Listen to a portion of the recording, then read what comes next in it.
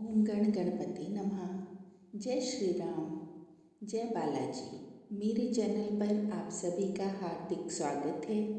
आज मैं आप सबसे अपने श्री मेहंदीपुर बालाजी धाम के दर्शन का जो अनुभव है उसको साझा कर रही हूँ और एक छोटी सी जानकारी आप सबको देना चाहती हूँ।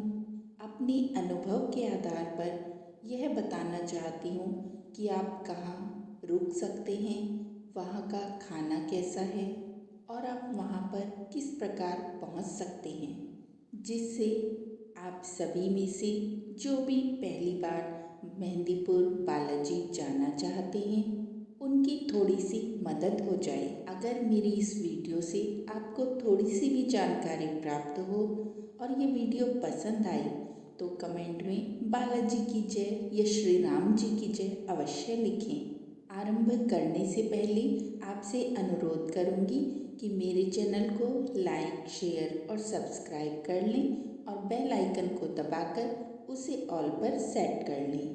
तो अब आरंभ करते हैं। मेहंदीपुर बालाजी धाम पहुंचने के लिए हमें पास के स्टेशन पर पहुंचना होता है, क्योंकि मेहंदीपुर बालाजी तक कोई भी सीधी रेल नहीं जाती है। श्री मेहंदीपुर बालाजी धाम पहुंचने के लिए सबसे नज़दीकी रेलवे स्टेशन है बांदीकुई। वैसे तो ये एक छोटा सा रेलवे स्टेशन है, परंतु यहाँ पर सभी मेन ट्रेनें जो जयपुर की तरफ जाती हैं वो यहाँ पर रुककर जाती हैं। देश की राजधानी दिल्ली से चलने वाली विभिन्न ट्रेनें यहाँ पर रुकती हैं और भी बहुत से बड़े शहरों से आने वाली ट्रेनें यहाँ रुककर जाती हैं। इसीलिए आप देश के किसी भी कोने में हो अभी आप बांदीकुई आराम से पहुँच सकते हैं। बांदीकुई से लोकल बसें, जीप, ऑटो आदि सभी की व्यवस्था है। 60 से लेकर 80 रुपये प्रति व्यक्ति तक किराया यहाँ पर लगता है बांदीकुई से मेहंदीपुर बालाजी पहुँचने का। जो जीप यहाँ से मेहंदीपुर के लिए चलती हैं वो 70 रुपये प्रति व्यक्ति लेती हैं। उसी प्रकार बस भी आपको मिल जाएंगी और अगर आपके पास सामान ज़्यादा नहीं है तो आप ई रिक्शा से भी जा सकते हैं। बांदीकुई स्टेशन पर आपको बहुत सी खाने पीने की दुकानें भी मिल जाएंगी, जहाँ बिना प्याज और लहसुन का खाना नाश्ता आपको सही दामों पर मिल जाएगा।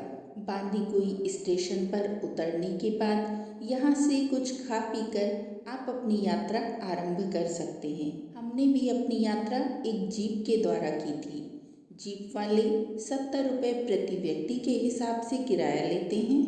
वैसे तो जीप की क्षमता 7 से 8 व्यक्तियों की होती है, परंतु ये लोग 12 से 13 व्यक्ति लेकर जाते हैं। पीछे की 4 की सीट पर ये लोग 6 बैठाते हैं। बांदीकुई से मेहंदीपुर पहुंचने में आधे से 1 घंटे का समय लग जाता है। मेहंदीपुर में पहुंचकर आपको रहने की उचित व्यवस्था मिल जाएगी।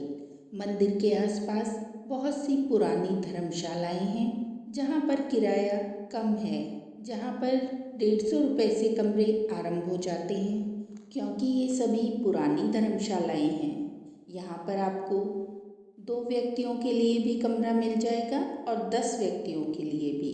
कुछ धर्मशालाओं में कमरों में नीचे गद्दे बिछे हुए मिलेंगे और कॉमन वॉशरूम मिलेंगे, क्योंकि इनके रेट भी कम ही होते हैं।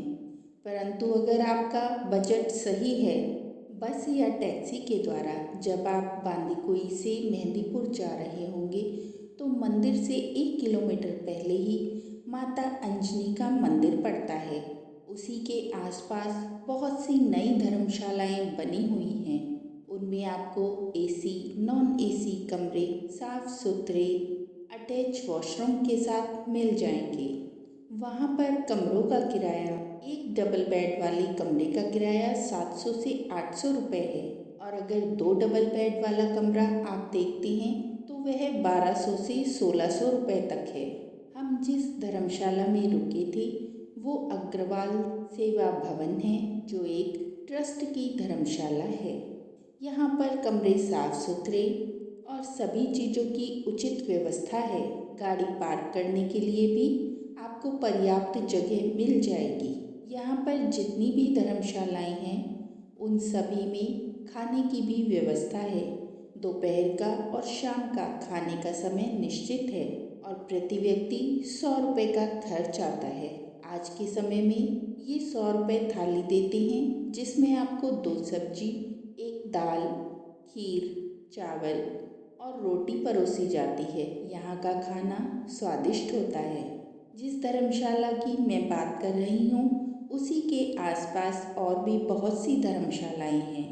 उसके बराबर में ही श्री राम जी के नाम की एक धर्मशाला है, जिसके कमरे भी साफ सुथरे हैं।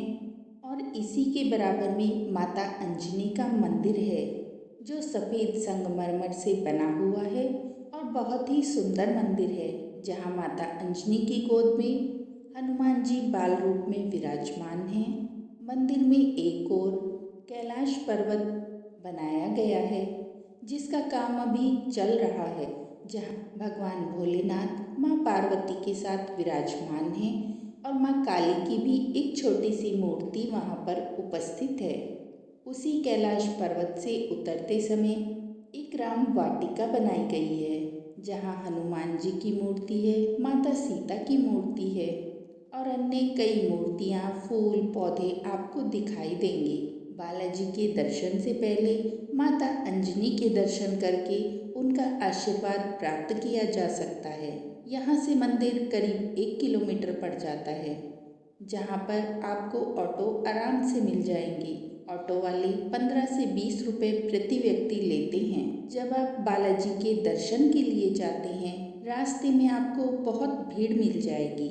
मंदिर के आसपास प्रसाद की बहुत सारी दुकानें हैं।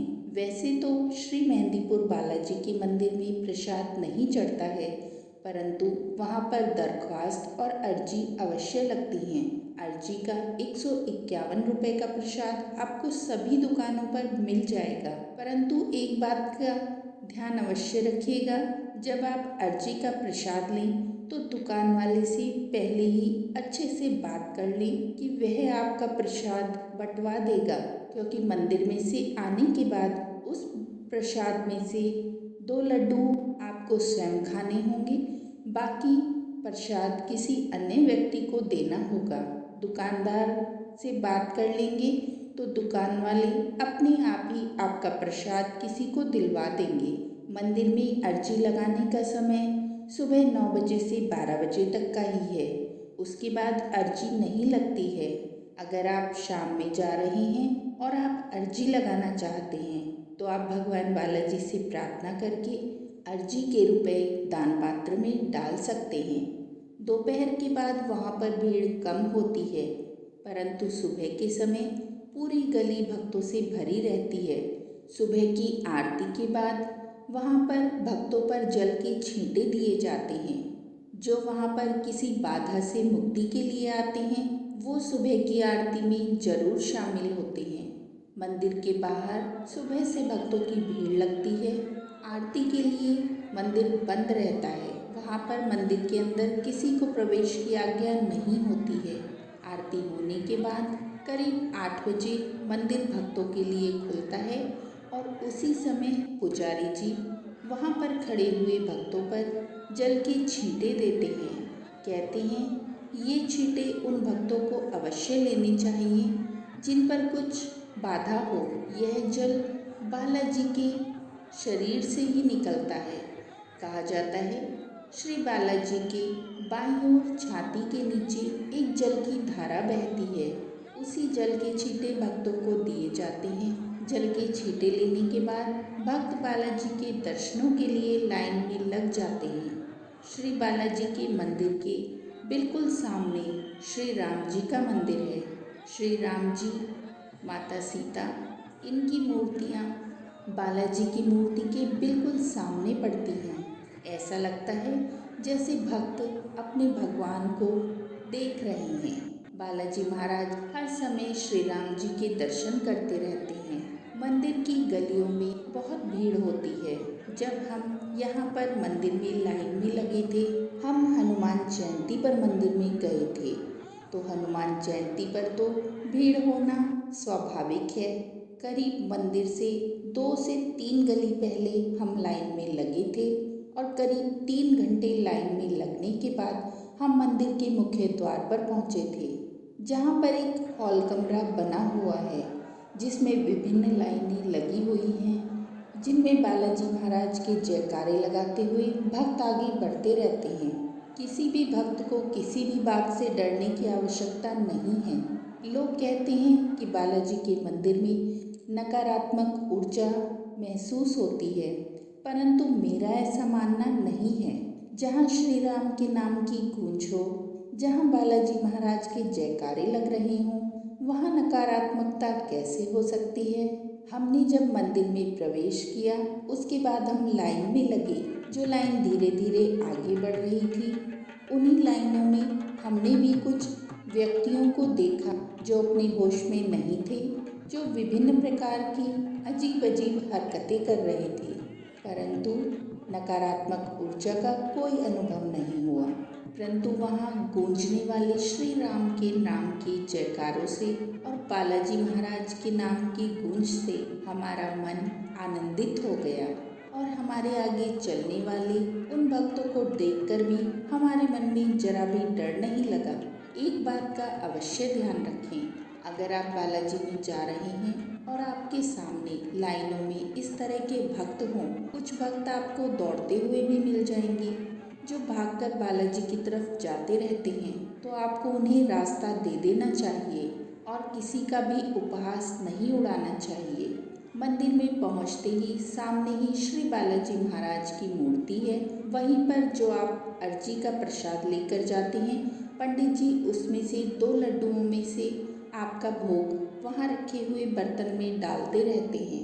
बालाजी महाराज के दर्शन करके सीधे हाथ पर ही थोड़ी सी सीढ़ियाँ चढ़ रही हैं। उन सीढ़ियों पर चढ़कर आप मंदिर के पीछे जाते हैं, जहाँ सबसे पहले भैरव बाबा के दर्शन होते हैं। भैरव बाबा के दर्शन करके वहीं पर प्रेतराज जी के दर्शन होते हैं। जब आप भैरव बाबा और प्रेतराज जी के दर्शन करके पीछे की तरफ जाएंगे, तब वहाँ कोतवाल जी के दर्शन होते हैं। उनके दर्शन करके मंदिर से बाहर निकल जाते हैं। वहाँ पर जो प्रसाद बंटता है उसको वहीं खा लेते हैं। हमें वहाँ चरणामृत का प्रसाद मिला था जो मंदिर की तरफ से होता है। उसके बाद जब आप मंदिर से बाहर आएं, तब आपको पीछे मुड़कर नहीं देखना है। बहुत से लोग अपने साथ वाले व्यक्तियों को देखने के लिए पीछे मुड़ते हैं, ऐसा आपको नहीं करना है। बिना पीछे मुड़े सीधे अपनी दुकान पर जाइए जहाँ से आपने प्रसाद लिया था और जाकर 2 लड्डू अपने निकाल कर अपने सर से वह लड्डू का डब्बा 7 बार फेर कर जिस व्यक्ति को दुकान वाला दिलवाए उसको दे दें और उससे ये अनुरोध करें कि थोड़ा सा प्रसाद वो आपके सामने अवश्य खाए। उसके बाद आपको समाधि वाले बाबा के दर्शन अवश्य करने हैं। समाधि वाले बाबा का मंदिर वहीं बाजार में है। आप किसी भी दुकान वाले से उसका रास्ता पूछ सकते हैं। समाधि वाले बाबा के दर्शन किए बिना बालाजी की यात्रा संपूर्ण नहीं होती है। उसके बाद वहीं श्री राम दरबार है, उसके दर्शन कीजिए। श्री राम दरबार से निकलने के बाद वहीं पास में ही बाजार के बीच में से एक पतली सी गली 3 पहाड़ी वाले मंदिर के लिए जा रही है। वैसे तो वहाँ निशान बने हुए हैं, लिखा हुआ है 3 पहाड़ी वाले मंदिर का रास्ता, परंतु फिर भी अगर आप पहली बार गए हैं तो आसपास किसी से पूछ लीजिएगा और फिर उस मंदिर के लिए चले जाइएगा। ये बात अवश्य ध्यान रखिएगा कि 3 पहाड़ी वाले मंदिर का रास्ता सीढ़ियों का है और काफ़ी चढ़ाई चढ़नी पड़ती है। मंदिर में जाने के रास्ते में दोनों तरफ अनेकों दुकानें बनी हुई हैं, जहाँ खाने पीने से लेकर अन्य वस्तुओं की दुकानें हैं। 3 पहाड़ी का कोई एक मंदिर नहीं है। जैसे जैसे आप सीढ़ियाँ चढ़ेंगे अनेक मंदिर रास्ते में आते जाएंगे। सबसे पहले जब आप कुछ सीढ़ियाँ चढ़कर जाएंगे तब आपको 2 रास्ते नजर आएंगे, एक सीधा जा रहा है और एक बाईं ओर मुड़ रहा है। पहले आप सीधे सीढ़ियाँ चढ़िए। शिव जी का मंदिर है। भगवान भोलेनाथ के मंदिर में दूध चढ़ता है जो कि बाहर दुकानों पर आपको ग्लास में मिल जाएगा। 10 से 20 रुपए का एक छोटा सा दूध का ग्लास जिसमें फूल और बेलपत्री रखे होते हैं वो आपको प्राप्त हो जाएगा। शिव जी के दर्शन कीजिए, उन्हें दूध चढ़ाइए और उसके बाद वापस उतर जाइए और जो रास्ता आपके बाईं ओर जा रहा था उस रास्ते पर आगे बढ़ जाइए। काफ़ी सीढ़ियाँ चढ़ने के बाद माता काली का मंदिर आ जाता है। माँ काली के मंदिर में प्रेतराज जी भी हैं। यहाँ पर जिन पर कुछ ऊपरी बाधा होती है, माता काली के मंदिर में पुजारी जी भक्तों के सर पर नींबू रखकर काटते हैं। कहते हैं ऐसा करने से आप पर आए हुए संकट टल जाते हैं। यहाँ बाहर दुकानों पर दोने में नींबू मिलते हैं। यहाँ बहुत से छोटे बड़े मंदिर हैं। यहाँ पर आगे चल के आपको अंजनी माता का मंदिर भी मिलेगा जिसमें हर समय महिलाएं कीर्तन करती रहती हैं। यहाँ की मान्यता है कि माता अंजनी के मंदिर में प्रसाद चढ़ाकर तागा बांधकर मन्नत मांगने से संतान की प्राप्ति होती है। जो निसंतान दंपति यहाँ आते हैं और मिलकर माता अंजनी की पूजा करते हैं, माता उनकी मनोकामना अवश्य पूर्ण करती हैं। 3 पहाड़ी वाले मंदिर की खड़ी चढ़ाई है। काफ़ी सीढ़ियाँ चढ़ने के बाद फिर आप 3 पहाड़ी के मंदिर पर पहुँचते हैं जहाँ पर आपको बहुत से ऐसे दृश्य मिल जाएंगे जो आपको विचलित कर सकते हैं। यहाँ से पूरा मेहंदीपुर दिखाई देता है। बड़ा सुंदर दृश्य है। यहाँ दर्शन करके आप वापस नीचे मंदिर पर आ सकते हैं। यहाँ पर आपको पंचमुखी हनुमान जी के दर्शन भी होंगे। सभी के दर्शन प्राप्त करके आप वापस नीचे उतर आइए। वापस आने के लिए आप एक कच्चा रास्ता भी ले सकते हैं। जब आप नीचे वापस उतर कर आएंगे तब सीढ़ियों से उतरते हुए अंत से थोड़ा सा पहले ही आपके दाहिने हाथ की ओर जाता हुआ रास्ता समाधि वाले बाबा के मंदिर की ओर जाता है। अगर आपने पहले दर्शन नहीं किए हैं तब आप समाधि वाले बाबा के दर्शन कीजिए और वहां से बाहर निकल जाइए। इस प्रकार आपकी यात्रा पूर्ण होगी। मान्यता है कि जब हम यहाँ से वापस आते हैं तब हमें श्री राम दरबार में दरखास्त अवश्य लगानी चाहिए और उनसे कहना चाहिए कि अब हम वापस जा रहे हैं और हमें सकुशल हमारे घर पहुंचा दीजिए।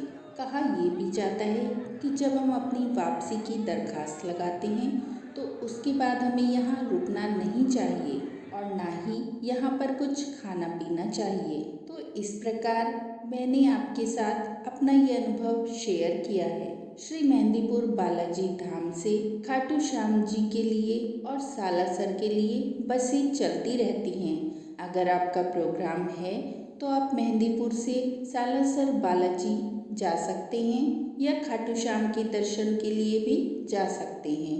यहाँ से जयपुर के लिए भी बसें चलती हैं। अगर आप जयपुर घूमना चाहते हैं तो आप करीब 2 घंटे का समय आपको यहाँ से जयपुर पहुँचने में लगेगा। यहाँ से जयपुर का बस का किराया 100 रुपये है। खाटू श्याम जी के लिए, सालासर के लिए और जयपुर के लिए थोड़ी थोड़ी देर बाद बसें उपलब्ध हैं। जाने में कोई भी समस्या नहीं होती है। तो इसी प्रकार ये छोटी सी जानकारी मैंने आपको देने की कोशिश की है। आशा है आपको पसंद आई होगी। तो बोलिए जय श्री राम, जय बालाजी।